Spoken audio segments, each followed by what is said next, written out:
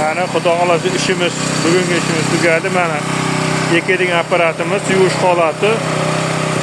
Ekindi ekib bo'ldik. Hozir yomg'ir yog'moqda tashqarida. Zamborxonaga kirgizib, mana endi shuni yuvib tozalab qo'yamiz.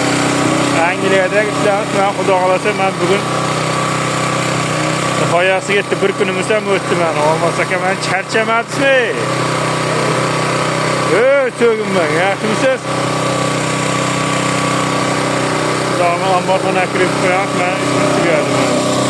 Endi yangi obyektga keldik.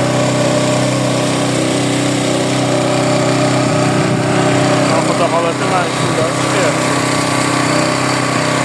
Tayyor apparatimizni men yuvib tayyorlab, mana kelasi ekinga tayyorlab qo'yapmiz. Teshiklarni tozalab, mana Xudo xolasa